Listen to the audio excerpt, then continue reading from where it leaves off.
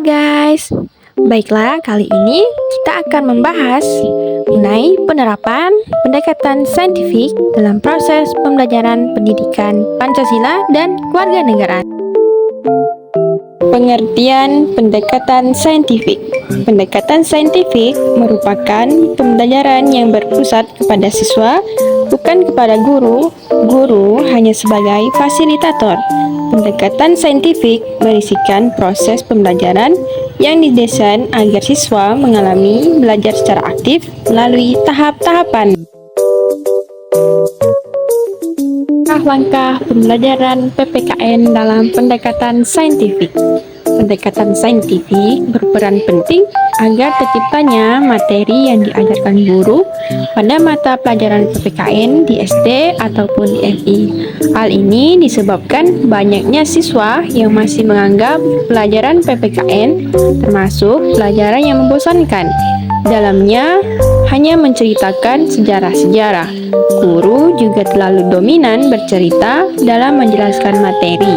Maka untuk itu, guru dituntut untuk mengubah metode mengajar agar siswa dapat belajar dengan senang dan gembira. Adapun langkah-langkah pendekatan saintifik dalam pembelajaran PPKN yakni meliputi 1. Mengamati, 2. Menanya, 3. Mencoba, 4. Mengasosiasi, 5. Mengkomunikasikan. Pendekatan saintifik dapat mendorong siswa untuk aktif, kreatif, inovatif, dan juga afektif dalam memproduksi proses pembelajaran PPKN. Alasan mengenai langkah-langkah pendekatan saintifik. Yang pertama, mengamati. Aktivitas mengamati dapat diartikan sebagai upaya yang dilakukan secara sadar dengan menggunakan indera penglihatan, pendengaran, penciuman, peraba, dan perasa. Pada fakta atau peristiwa tertentu, mengamati merupakan metode yang mengutamakan kebermaknaan proses pembelajaran ataupun yang bisa disebut dengan meaningful learning. Yang kedua, yakni menanya. Menanya berasal dari kata tanya. Dalam KBBI, tanya diartikan sebagai permintaan, keterangan, ataupun penjelasan. Dalam melakukan aktivitas menanya, siswa dapat bertanya kepada siswa lainnya atau kepada guru saat aktivitas. Menanya, guru dapat memotivasi siswa untuk bertanya. Caranya dapat dimulai dengan guru memberikan pertanyaan kepada siswa, selanjutnya melempar jawaban siapa untuk ditanggapi oleh siswa lainnya. Nah, contoh kegiatan menanya yang dapat disajikan dalam merumuskan kegiatan inti dalam pembelajaran PPKN. Yang pertama, siswa saling bertanya tentang nilai-nilai Pancasila yang belum dipahami. Yang kedua, siswa menanyakan untuk memperoleh informasi tambahan tentang beberapa peristiwa atau fakta yang dilihat dan tidak dipahami selama kegiatan mengamati dilakukan.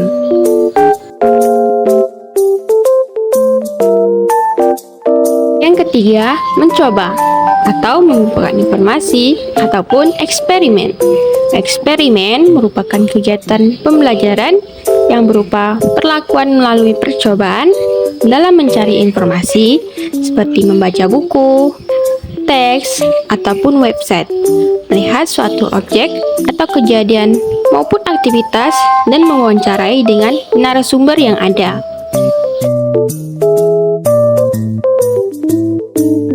4. Menalar atau mengasosiasikan atau juga mengolah informasi.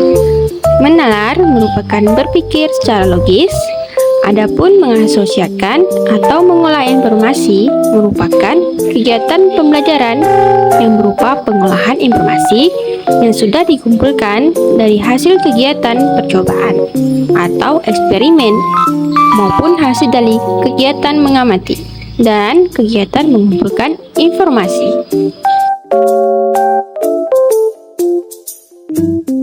Yang kelima, mengkomunikasikan. mengkomunikasikan merupakan kegiatan pembelajaran berupa penyampaian, menyampaikan, atau mempresentasikan hasil pengamatan kesimpulan.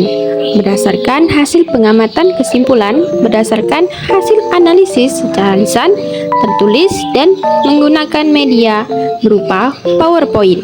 Kompetensi ini yang dikembangkan dalam tahap mengkomunikasikan adalah pengembangan sikap jujur, teliti, toleransi, maupun berpikir sistematis.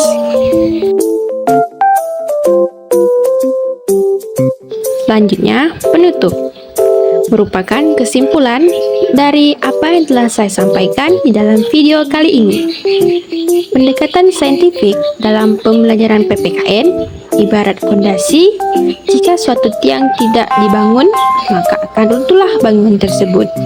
Maka dari itu, pendekatan saintifik dalam pembelajaran harus diimplementasikan secara 5 tahap dan tidak boleh tidak beraturan, seperti yang telah saya sampaikan.